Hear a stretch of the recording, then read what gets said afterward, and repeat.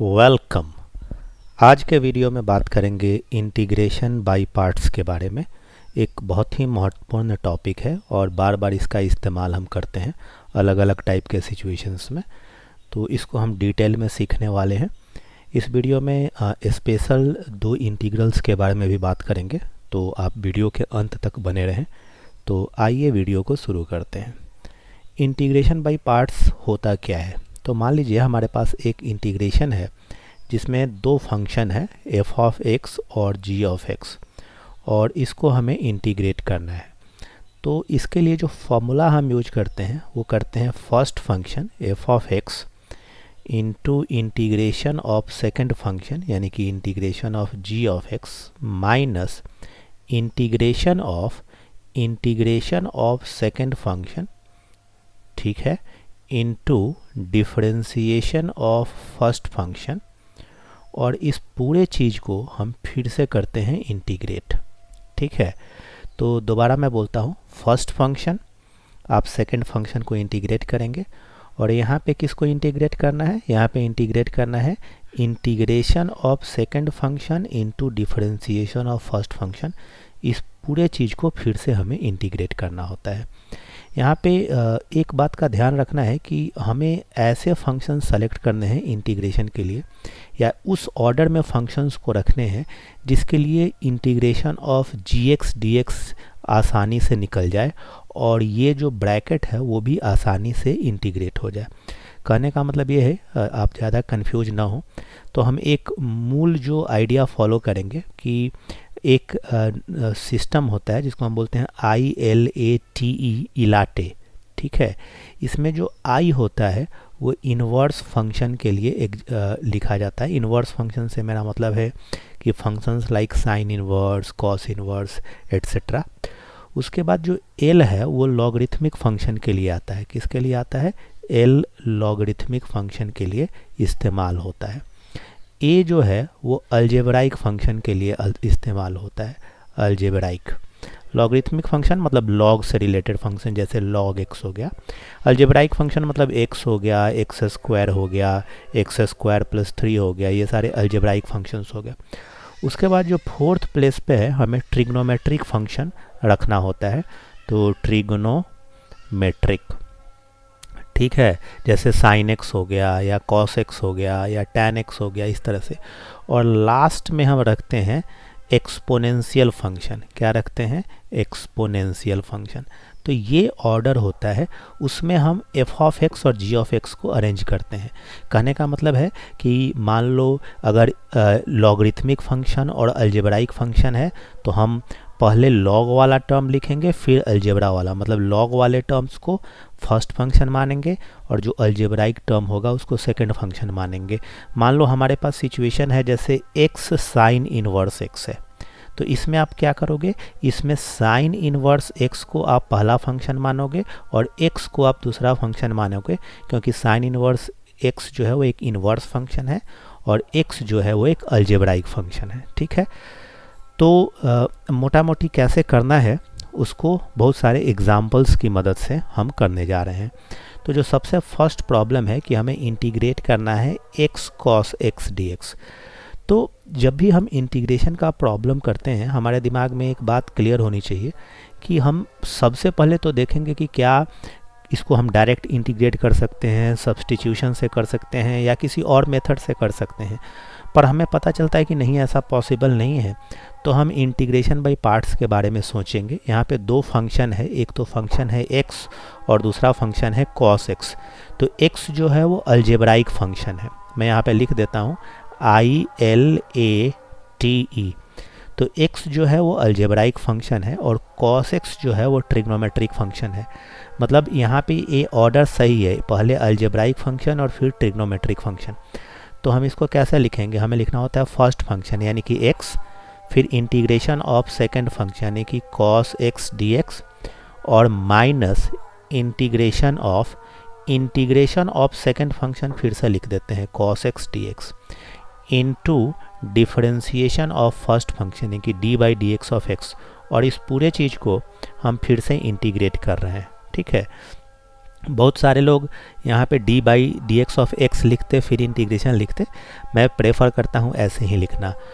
तो अब आप इसको सॉल्व करोगे तो x integration of cos x क्या होता है, वो होता है sin x, और माइनस यहाँ पे इंटीग्रेशन ऑफ cos x क्या होगा, वो होगा sin x, और dx बाई dx क्या होता है, वो 1 के बराबर हो जाएगा, और फिर यहाँ पे हम लिखेंगे dx।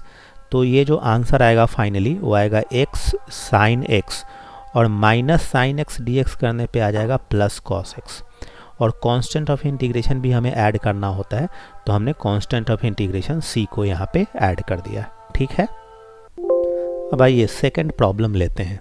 तो सेकंड प्रॉब्लम को अगर आप लेंगे तो यहाँ पे एक चीज़ आप नोट कर रहे हैं कि log x को डायरेक्ट इंटीग्रेट करने का हमारे पास कोई मेथड नहीं है, और अगर हमें इंटीग्रेशन बाई पार्ट्स करना है तो उसमें हमने देखा कि हमारे पास दो फंक्शन होना चाहिए, f ऑफ x और g ऑफ x, पर यहाँ पे log x अकेले है। तो इस सिचुएशन में हम क्या कर सकते हैं, इस सिचुएशन में हम ये कर सकते हैं कि log x को 1 से मल्टीप्लाई कर देते हैं, और तब हमारे पास दो फंक्शन हो गया, एक log x हो गया और दूसरा 1 हो गया। अब हमें क्या करना है, अब हमें देखना है कि क्या ये इस फॉर्म में है, ILATE की फॉर्म में। तो log x तो लॉगरिथमिक फंक्शन है, तो उसको अलजेब्राइक फंक्शन के पहले आना चाहिए, तो 1 को तो हम अलजेब्राइक फंक्शन की तरह ट्रीट करते हैं। ठीक है, जो कांस्टेंट फंक्शन हो गया, पॉलिनोमियल हो गया, ये सारे अलजेब्राइक फंक्शन के तौर पे ट्रीट किए जाएंगे। तो अब हमें कैसे लिखना पड़ेगा, हमें लिखना पड़ेगा log x first function integration of second function यानी कि 1 dx, और माइनस इंटीग्रेशन ऑफ फिर से किसका, integration of second function 1 dx into differentiation of first function means D by d x of log x, और इस पूरे इंटायर चीज़ को हम फिर से इंटीग्रेट करेंगे। तो हमारे पास क्या आएगा, इंटीग्रेशन ऑफ 1 डी एक्स यानी कि x आएगा, तो ये हो गया x log x, और माइनस यहाँ पे 1 को इंटीग्रेट करेंगे तो यहाँ पे x आएगा, और d by d x of log x करेंगे तो 1 बाई एक्स डी एक्स। तो ये x और x कैंसिल हो गया, हमारे पास क्या बचा, तो x log x माइनस, अब इंटीग्रेशन ऑफ dx करना है तो x और plus constant of integration c, तो ये आपका आंसर हो गया। ठीक है, तो बहुत ही ऑब्वियस सा तरीका है। अब इस प्रॉब्लम को करते हैं, ये काफ़ी पॉपुलर प्रॉब्लम है, तो इसको आप ध्यान से समझिएगा। यहाँ हमारे पास जो इंटीग्रल है वो है integration of e to the power x sine x। तो अगर आपको इसको इंटीग्रेट करना है तो सबसे पहले उस ऑर्डर में लगाना पड़ेगा, ILATE की ऑर्डर में।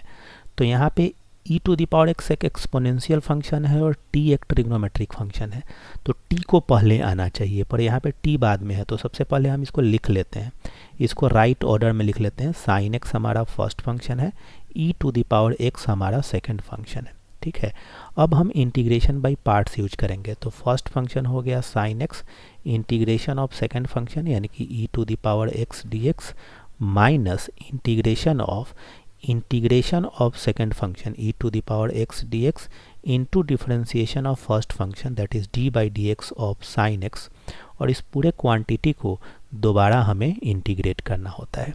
ठीक है, तो प्रोसेस क्या है वो आपको क्लियर हो रहा होगा कि ऑर्डर में लिखना बहुत इंपॉर्टेंट है, अदरवाइज आप हो सकता है कि इंटीग्रेशन के बीच में अटक जाएं और फर्दर प्रोसेस को कंप्लीट ना कर पाएँ।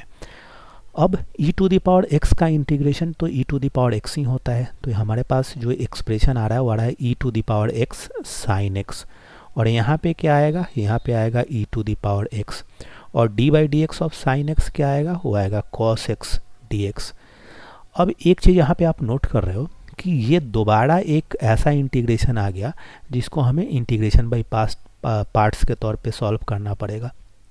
तो यही इस प्रॉब्लम की खूबसूरती है कि हमें एक बार इंटीग्रेशन बाय पार्ट्स लगाने के बाद जो एक्सप्रेशन आता है उस पर दोबारा इंटीग्रेशन बाय पार्ट्स हमें लगाना पड़ेगा। ठीक है, तो दोबारा इंटीग्रेशन बाय पार्ट्स हम लगा रहे हैं। इसमें फिर से वही करना है कि हमें इसको राइट ऑर्डर में लिखना है, यानी कि cos x को पहले लिखना है, e to the power x को बाद में लिखना है, क्योंकि अलजेब्राइक फंक्शन पहले आना चाहिए और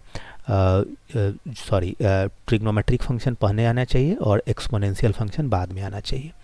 तो अब इसको कैसे करोगे, इसको करोगे e to the power x sine x, ये तो उसी तरह से आ गया माइनस, फर्स्ट फंक्शन क्या है cos x है, सेकंड फंक्शन क्या है e to the power x dx है, फिर minus integration of second function e to the power x dx, और यहाँ पे into differentiation of first function that is d by d x of cos x, और इस पूरे चीज़ को हमें दोबारा, इसको हम एक बार दोबारा लिख देते हैं, अदरवाइज यहाँ पे स्पेस की कमी होने के कारण थोड़ा सा देखने में अच्छा नहीं लग रहा है, तो हम इस पूरे चीज़ को दोबारा लिखते हैं ताकि आपको कोई कन्फ्यूजन ना हो।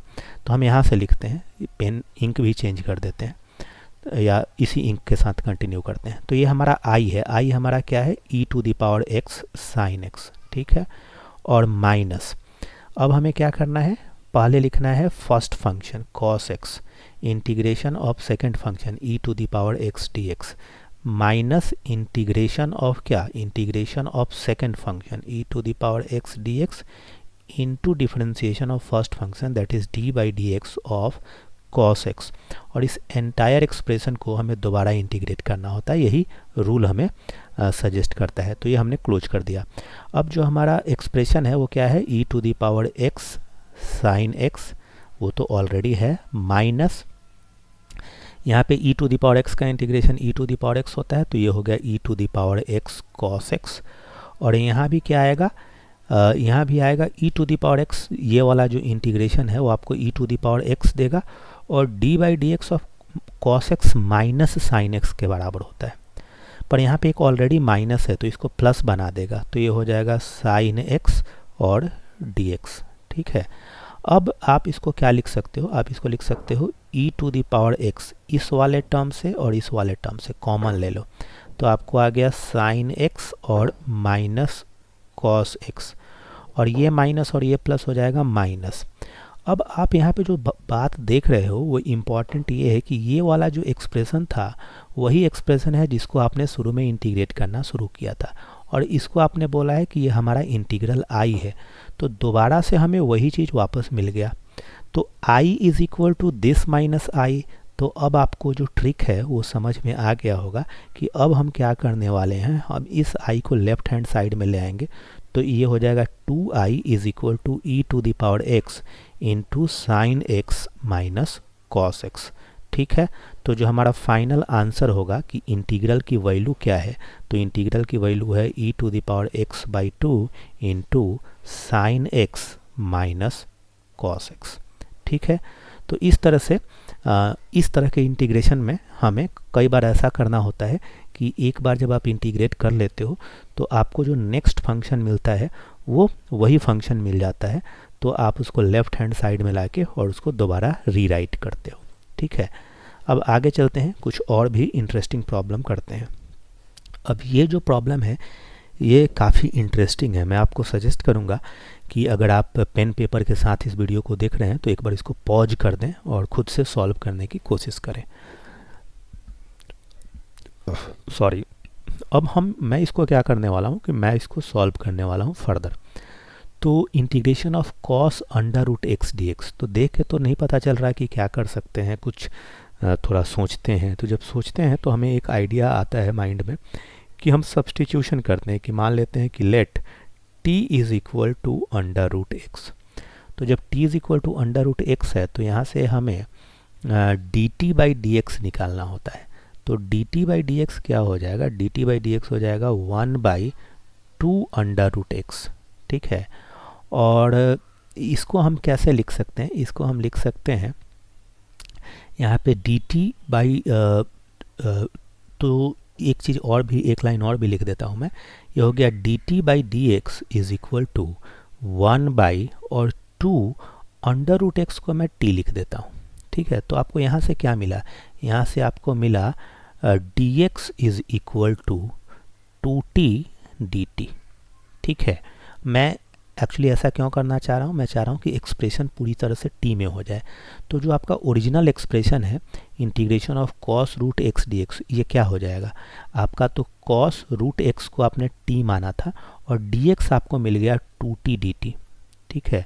अब आपको ये बिल्कुल क्लियर दिख रहा होगा कि आगे हम क्या करेंगे। तो 2 तो हमारा कांस्टेंट है वो बाहर आ गया, और उसके बाद हमें ध्यान रखना पड़ता है ILATE का, तो अलजेब्राइक और ट्रिग्नोमेट्रिक यहाँ पे है, तो हमें t फर्स्ट फंक्शन लिखना है, cos t को एज ए सेकेंड फंक्शन लिखना है, और फिर हमें इंटीग्रेट करना है। तो हम क्या करेंगे, 2 लेंगे, t first function integration of second function cos t dt minus integration of integration, 2 bar integration लिखते हैं, इंटीग्रेशन किसका करते हैं, सेकेंड फंक्शन का cos t dt, और फिर डिफ्रेंसिएशन का किसका करते हैं, फर्स्ट फंक्शन का यानी कि t, और ये जो पूरी चीज़ है उसको दोबारा से हम इंटीग्रेट करते हैं dt। ठीक है, तो ये हमें क्या आएगा यहाँ से, 2 तो एज सच है, cos t का इंटीग्रेशन होता है sin t, तो ये हो जाएगा t sin t। ठीक है, माइनस cos t का इंटीग्रेशन क्या होता है, वो होता है sin t, और dt बाई dt 1 है, sin t dt। ठीक है, तो यहाँ से हमें मिला 2 टाइम्स t sin t और माइनस साइन टी, तो साइन टी को अगर दोबारा हम इंटीग्रेट करेंगे तो minus minus plus cos t आ जाएगा, साइन टी का इंटीग्रेशन होता है कॉस टी। और अब इंटीग्रेशन से हम फ्री हो गए हैं, तो ओरिजिनल वेरिएबल के टर्म्स में आंसर लिखना पड़ेगा। टी हमारा क्या था, टी हमारा था अंडर रूट एक्स, तो under root x sine under root x और plus cos under root x, तो ये आपका आंसर हो गया। और आई होप कि ये जो हमने सॉल्यूशन किया है वो आपको पता चला है। इस तरह के जो ट्रिक्स हैं वो आपको प्रॉब्लम को सॉल्व करने से डेवलप होता है।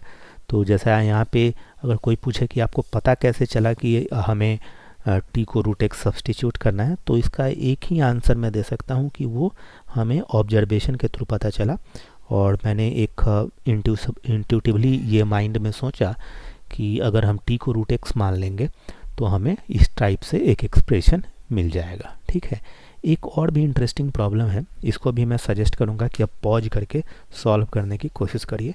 मैं आगे की तरफ प्रोसीड करता हूं। ठीक है, इसमें इंटीग्रेशन बाई पार्ट्स लगाना बहुत ही मुश्किल है क्योंकि x by 1 plus sine x है, पर हम क्या कर सकते हैं वो देखिए, काफ़ी अच्छा प्रॉब्लम है, वेरी गुड प्रॉब्लम। ठीक है, तो मैं इसको सॉल्व कर रहा हूँ। तो सबसे पहले मैं क्या करता हूँ, मैं एक चीज़ और करता हूँ कि मैं स्पेस को प्रॉपरली यूज कर लिख लिए कुछ स्टेप्स यहाँ पे लिखता हूँ। तो दिस इज इक्वल टू, यहाँ पे x एज सच है, मैं यहाँ पे इसको मल्टीप्लाई कर देता हूँ 1 माइनस साइन एक्स, और नीचे भी मैं मल्टीप्लाई करूँगा 1 माइनस साइन एक्स से, तो ये 1 प्लस साइन एक्स है, और 1 माइनस साइन एक्स से मल्टीप्लाई करने पे 1 माइनस साइन स्क्वायर एक्स हो जाएगा। ठीक है, इससे क्या फ़ायदा हुआ, इससे हम इसको लिख सकते हैं x 1 माइनस साइन एक्स, और 1 माइनस साइन स्क्वायर एक्स हो जाता है cos square x d x. अब क्या करूँगा मैं, अब ध्यान से समझिएगा, यहाँ पे जो पहला है वो है x, और इसको अगर मैं सेपरेट करूँ तो 1 बाई कॉस स्क्वायर एक्स होता है, वो होता है सेक स्क्वायर एक्स, और माइनस यहाँ पे sign x by cos square x है, तो sign x by cos x तो होता है वो टैन एक्स के बराबर होता है, और यहाँ पे कॉस स्क्वायर एक्स है यानी कि एक कॉस एक्स एक्स्ट्रा है, तो ये सेक एक्स के बराबर होगा। और फिर हमें इंटायर इस एक्सप्रेशन को इंटीग्रेट करना है। ठीक है, अब हम क्या करेंगे, अब हम इसको सेपरेट करेंगे, इसको लिखेंगे x sec square x d x, और फिर हम इसको लिखेंगे x tan x into sec x d x. और जो स्मार्ट स्टूडेंट होंगे वो समझ पाए होंगे कि अब ये दोनों पे हम इंटीग्रेशन बाई पार्ट्स लगा सकते हैं, क्योंकि ये जो है इसका इंटीग्रेशन करना आसान है। ये अगर इसको इंटीग्रेट करेंगे तो हमें सेक एक्स आएगा, और सेक स्क्वायर एक्स को अगर हम इंटीग्रेट करेंगे तो टैन एक्स आएगा। तो आइए अब हम प्रोसेस को आगे बढ़ाते हैं। तो यहाँ पे फर्स्ट फंक्शन हमने लिया x, इंटीग्रेशन किया sec square x d x minus again integration of second function की क्या है, sec square x d x into differentiation of first function d by d x of x, और इस पूरे चीज़ को दोबारा इंटीग्रेट करना है। तो ये आपका पहला इंटीग्रल है। ठीक है, और मैं कलर चेंज करके दूसरे इंटीग्रल को लिखता हूँ। तो दूसरा इंटीग्रल यहाँ पे क्या आएगा, माइनस, यहाँ पे क्या है, फर्स्ट फंक्शन है x, इंटीग्रेशन किसका करना है, tan x into sec x का, तो मैं लिख देता हूँ tan x into sec x d x.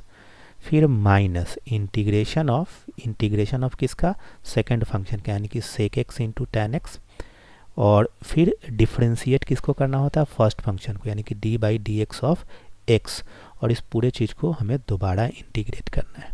ठीक है, अब पहला वाला जो इंटीग्रल है उसको अगर हम लिखें तो यहाँ से हमें क्या मिलेगा, यहाँ से हमें मिलेगा x, सेक स्क्वायर एक्स का इंटीग्रेशन होता है tan x, ठीक है, और माइनस यहाँ से भी हमें मिलेगा tan x, और dx बाई डी एक्स 1 होता है, तो हम यहाँ पे लिखेंगे integration of tan x dx। ठीक है, और जो दूसरा हमारा टर्म आएगा वो क्या आएगा, दूसरा हमारा टर्म आएगा माइनस, और ये हम लिखेंगे x, tan x और sec x का इंटीग्रेशन sec x, और minus integration of sec x dx by d x 1 हो गया और dx। ठीक है, आई होप कि आपको इंटीग्रेशन फार्मूला पता है कि D by d x of tan x sec square x होता है, तो sec स्क्वायर एक्स का इंटीग्रेशन tan x हो जाएगा। ठीक है, अब ये फाइनल आंसर मैं लिख रहा हूँ x tan x minus tan x का इंटीग्रेशन होता है log of mod of sec x।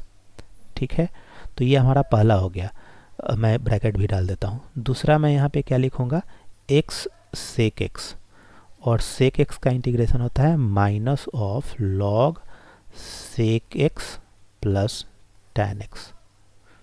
ठीक है, और plus constant of integration c। तो इस तरह से हमने इस प्रॉब्लम को सॉल्व कर लिया। बस ट्रिक इसमें यह था कि आप ऊपर नीचे इसको सुटेबल इंटीग्रेटिंग सुटेबल फैक्टर से मल्टीप्लाई कर दें, ताकि वो इंटीग्रल सेपरेट हो जाए, और जब आपका सेपरेट हो जाएगा तो फिर आपको इसको एक साथ कलेक्ट करके लिख सकते हैं। ठीक है, तो इस प्रॉब्लम के अंदर आई होप कि आपको चीज़ें समझ में आई होंगी। अब मैं आगे की तरफ चलता हूँ, और आगे जो है वो एक रिज़ल्ट है, और इसमें एक्चुअली दो इम्पॉर्टेंट रिज़ल्ट है। सबसे पहले मैं पहले के बारे में बात करता हूँ। एक रिज़ल्ट क्या है कि अगर कोई फंक्शन है, कोई एक्सप्रेशन है जो इस तरह से है कि e to the power x into f of x plus f dash of x dx, तो इसको हमें इंटीग्रेशन बाई पार्ट्स वगैरह करने की ज़रूरत नहीं है। हम एक लाइन में इसका आंसर लिख सकते हैं e to the power x into f of x plus C. तो जब भी एक्सपोनेंशियल फंक्शन आए और एक्सप्रेशन हमें थोड़ा कॉम्प्लिकेटेड लगे, तो हमें इस डायरेक्शन में सोचना चाहिए। जैसे कि पहले प्रॉब्लम को अगर मैं लूँ, तो पहले प्रॉब्लम में क्या है, मान लो पहले प्रॉब्लम में मैं एफ ऑफ एक्स को मान लेता हूँ tan इनवर्स एक्स। ठीक है, तो यहाँ पे एफ डैश एक्स यानी कि derivative of F of x क्या होगा, वो होगा 1 बाई 1 प्लस एक्स स्क्वायर। तो ये जो आपका इंटीग्रल है वो क्या है, वो है e to the power x, tan inverse x जो है वो आपका f ऑफ x है, और f डैश x आपका है 1 बाई एक्स स्क्वायर। तो ये f डैश x dx हो गया। तो इसको सॉल्व करने पे हमारा आंसर आना चाहिए e to the power x into f of x plus C, यानी कि इसका जो आंसर आएगा e to the power x, और f ऑफ x आपका क्या था, वो था tan इनवर्स x और प्लस कांस्टेंट ऑफ इंटीग्रेशन। ये आपका आंसर हो गया। तो यहाँ पे हमने कुछ भी नहीं किया, बस उसको हमने आइडेंटिफाई किया कि वो एक स्पेशल फॉर्म में आ रहा है।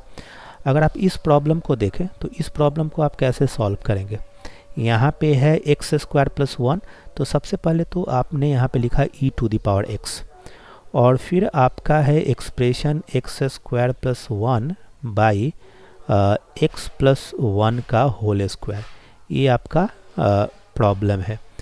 अगर आप इसको मैनिपुलेट करना चाहते हैं इस तरह से कि आपका जो टर्म है वो F of x plus f dash of x के फॉर्म का आ जाए, तो थोड़ा वीडियो को पॉज करके आप सोचिए कि कैसे कर पाएंगे इसको।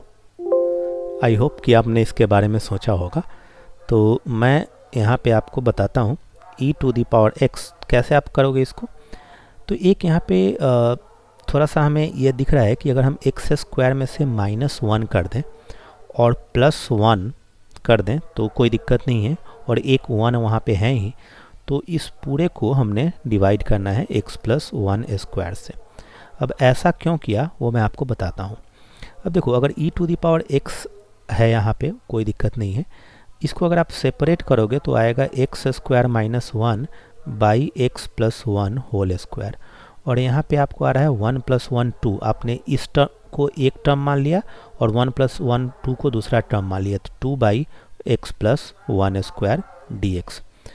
अब ये वाला जो एक्सप्रेशन है वो क्या है, वो है e⁻x, और x² - 1 क्या होता है, x + 1 और x - 1, और यहाँ पे x + 1² है, तो ऊपर में बचेगा x - 1 और नीचे में बचेगा x + 1, और यहाँ पे है 2/x + 1² dx। आई होप आप इसको समझ पाए। x² - 1 यानी कि a² - b², तो a + b यानी कि x + 1, वो x + 1 x + 1 को काट देगा, फिर x - 1 और एक यहाँ पे डिनोमिनेटर में x + 1 ऑलरेडी कट चुका है। अब आपको ध्यान से समझने वाली बात ये है कि मैं इधर लिख रहा हूँ कि अगर मैं यहाँ पे f(x) को मान लूँ x - 1/x + 1, तो आपका f' क्या होगा। अगर आप इसको डिफ्रेंशिएट करते हो तो क्या प्रोसेस होता है, डिनोमिनेटर u/v फॉर्मूला आपको याद होगा, d/dx of x - 1 minus x - 1 d/dx of x + 1, ठीक है, और this whole thing divided by x + 1²। तो ये क्या आ जाएगा, यहाँ से आपका आ रहा है x + 1, इसको डिफ्रेंशिएट करोगे तो आएगा 1, और माइनस x - 1, इसको भी डिफ्रेंशिएट करोगे तो आएगा 1, डिवाइडेड बाई आपका है x + 1²।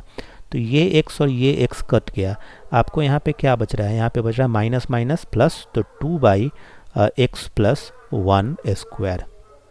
आई होप कि आप इस चीज़ को यहाँ पे समझ पा रहे होगे। यहाँ पे ये आपको एक लाइन ड्रॉ कर दो ताकि कोई कन्फ्यूजन ना हो, ठीक है।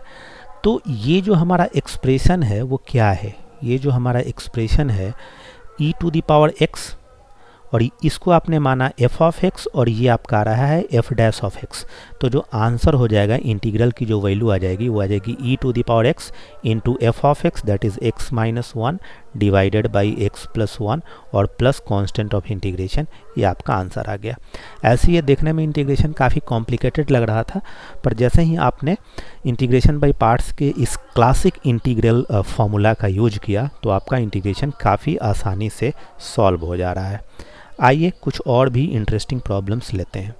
तो जो नेक्स्ट पेज पे है वो एक और अच्छा प्रॉब्लम है, और जैसा कि मैं देख पा रहा हूँ कि e⁻x और एक काफ़ी कॉम्प्लिकेटेड लुकिंग एक्सप्रेशन है, तो हमारे दिमाग में जो पहला थॉट आ रहा है वो यही आ रहा है कि क्या हम कुछ मैनिपुलेशन कर सकते हैं। तो आइए कोशिश करते हैं। ये 1 - x का होल स्क्वायर है, तो अगर हम इसको लिखेंगे तो यहाँ पे आएगा 1 + x² और -2x, और यहाँ पे जो डिनोमिनेटर है उसका भी होल स्क्वायर हो जाएगा, तो 1 + x²², ठीक है। इस एंटायर चीज़ को हमें दोबारा इंटीग्रेट करना है। तो ये यहाँ पे क्या आएगा, यहाँ पे आएगा e⁻x, और इसको आपको सेपरेट करना है। 1 + x² को आप एक टर्म मान लो, तो 1 + x² और 1 + x² आपका कैंसिल हो जाएगा। मैं ये बोलना चाह रहा था, थोड़ा इसको एक बार हटा देता हूँ। तो यहाँ मैं क्या बोल रहा हूँ कि ये 1 + x², और मैं लिख देता हूँ ताकि आपको कन्फ्यूजन ना हो, 1 + x² बाई 1 + x² और -2x डिवाइडेड बाई 1 + x²², और इस एंटायर क्वांटिटी को हमें इंटीग्रेट करना है।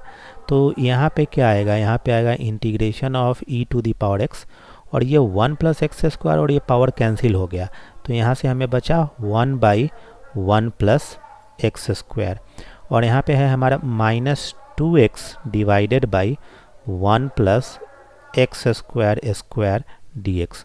अब मेरे दिमाग में जो थॉट प्रोसेस आ रहा है वो ये आ रहा है कि मैं इस क्वांटिटी को f(x) मान लेता हूँ कि late f(x) is equal to 1/1 + x²। तो अगर आप इसको डिफरेंशिएट करोगे तो क्या आएगा, इसको डिफरेंशिएट करोगे तो आएगा -1/1 + x²² इंटू 2x। तो बेसिकली आपका आएगा -2x/1 + x²²। तो ये जो आपका एक्सप्रेशन है वो एक्सप्रेशन क्या हो गया, वो एक्सप्रेशन हो गया e⁻x into f(x) plus f' of x dx। और आपको ये क्लासिक इंटीग्रल फार्मूला आपको पता है, ये होता है e to the power x f of x plus C, और f ऑफ x क्या था आपका 1/1 प्लस एक्स स्क्वायर था। तो ये आपका आंसर हो गया दिस प्लस सी। ठीक है, तो आप इसको देख पा रहे हैं कि अगर आप इस रिज़ल्ट को जानते हैं तो काफ़ी आसानी से इस तरह के इंटीग्रेशन को कर सकते हैं। एक और ही बहुत ही क्लासिक रिज़ल्ट है जिसके बारे में मैं बात करना चाहता हूँ। तो ये रिज़ल्ट क्या है, ये उसी तरह का रिज़ल्ट है कि अगर आपको इंटीग्रेट करना है और आपके पास एक फंक्शन है f ऑफ x और यहाँ पे हो x into F dash of x dx, तो ये जो इंटीग्रल होता है वो होता है x into f of x plus C. ठीक है, तो इसको कैसे अप्लाई करना है उसके लिए मैंने यहाँ पे एक प्रॉब्लम लिया हुआ है। तो इस प्रॉब्लम को अगर हमें करना है तो हम क्या करेंगे, हम इसको लिखते हैं कि integration of x plus sign x है और वहाँ पे डिनोमिनेटर में 1 प्लस कॉस x है, और हम कोशिश ये करना चाह रहे हैं कि वो उस स्टैंडर्ड फॉर्म में आ जाए। तो उस स्टैंडर्ड फॉर्म में आ जाए उसके लिए क्या करा जा सकता है।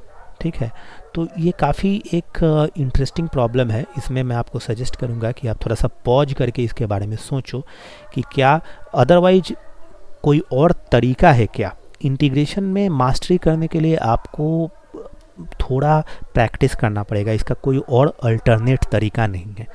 तो वीडियो को पॉज करो और देखो कि क्या आप इसके बारे में कुछ सोच पा रहे हो। मैं वैसे कंटिन्यू करता हूँ। तो यहाँ पे मैं लिख रहा हूँ x प्लस साइन एक्स, और ये जो 1 प्लस कॉस एक्स है उसके लिए एक फॉर्मूला होता है 2 cos square x by 2 d x, यह फॉर्मूला होता है। अब जो डिनोमिनेटर है उसमें भी मैं एक फॉर्मूला इस्तेमाल कर सकता हूँ। मान लो मैं इसको लिखता हूँ साइन एक्स को मैं लिख लेता हूँ 2 sine x by 2 and cos x by 2 and this whole thing divided by 2 cos square x by 2 d x. ठीक है, अब ये क्या होगा, ये होगा इंटीग्रेशन ऑफ, देखो सेपरेट करते हैं। तो पहले को हम सेपरेट करेंगे तो क्या आएगा 1/2 तो यहाँ पे रहेगा x, और कॉस स्क्वायर एक्स बाई 2 अगर डिनोमिनेटर में जाएगा तो आ जाएगा सेक स्क्वायर एक्स बाई 2। और उसके बाद जो सेकेंड टर्म को अगर हम सेपरेट करेंगे प्लस, तो 2 और 2 कैंसिल हो जाएगा और cos x बाई 2 कैंसिल हो जाएगा। तो यहाँ पे बचेगा tan x by 2। I hope कि जो मैंने लिखा है वो आपको क्लियर हो रहा है। इस वाले टर्म में आप देखो 2 और 2 कैंसिल है, cos x बाई 2 कैंसिल है, sin x by 2 cos x by 2 tan x by 2 आ रहा है। ठीक है, अब हम क्या करते हैं कि फिर से वही अपना स्ट्रैटेजी यूज करते हैं कि let f of x is equal to tan x by 2। तो यहाँ पे f डैश ऑफ x क्या होगा, जो f डैश ऑफ x होगा वो होगा tan x बाई 2 का डिफ्रेंसिएशन होता है सेक स्क्वायर x बाई 2 और इंटू 1/2 यानी कि 1/2 सेक स्क्वायर x बाई 2। तो ये जो आपका एक्सप्रेशन बन रहा है वो क्या बन रहा है, आपका f ऑफ x है तो tan x बाई 2, तो आपने इसको लिखा f ऑफ x और प्लस x यहाँ पे एक एक्स्ट्रा प्रेजेंट है, और 1/2 सेक स्क्वायर एक्स बाई 2 को आपने बोला हुआ है कि ये आपका f डैश x है। तो जो रिज़ल्ट है उसके हिसाब से इसका इंटीग्रेशन हो जाएगा x into f of x plus C.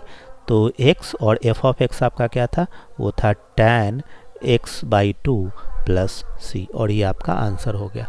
तो देखिए कि ये काफ़ी इंटरेस्टिंग रिजल्ट्स है, और इसको अगर आप ध्यान में रखते हैं तो बहुत इंटरेस्टिंग प्रॉब्लम्स को सॉल्व कर सकते हैं। एक लास्ट प्रॉब्लम ले रहे हैं, यहाँ भी अगर आप देखो तो इसमें देख के ही पता चल रहा है कि अगर हम f ऑफ x को tan e to the power x मान लें तो हमारा क्या होगा, f of x tan e to the power x है, तो f डैश x जो होगा वो होगा tan x का डिफ्रेंसिएशन होता है sec square e to the power x, तो sec square e to the power x, और e to the power x को आप करोगे तो इसका भी e to the power x आ जाएगा। ठीक है, तो ये जो एक्सप्रेशन है वो बेसिकली क्या है, वो बेसिकली है f of x plus x into F dash of x dx। ठीक है, तो ये आपका जो इंटीग्रेशन है उसका फॉर्मूला है f of x plus C. तो एफ ऑफ एक्स आपका क्या है, वह है tan of e to the power x plus C. तो ये आपका आंसर आ गया। तो आई होप कि मैंने इस वीडियो में जो चीज़ें आपसे डिस्कस की वो आपको समझ में आया है। अगर आपको कोई चैलेंज लग रहा है तो आप हमें कमेंट के माध्यम से ज़रूर बताएं। वीडियो को अगर आपने अंत तक देखा है तो वीडियो को लाइक कर दें, चैनल पे नए हैं तो चैनल को सब्सक्राइब करें। इंटीग्रेशन का प्लेलिस्ट मैंने सेपरेटली क्रिएट किया हुआ है, तो जो भी टॉपिक आपको डाउट है वो उस प्लेलिस्ट में जाके चेक करके देख सकते हैं। डिफरेंशिएशन का भी प्लेलिस्ट ऑलरेडी क्रिएट किया जा चुका है। अगर आपको कोई एक ऐसा टॉपिक है जो समझने में दिक्कत है और आपको लगता है कि आपको उस टॉपिक पे वीडियो चाहिए तो मुझे कमेंट के माध्यम से बताएं, मैं उस टॉपिक पे भी आपके लिए वीडियो लेके आऊँगा। Thanks for watching and have a very great day.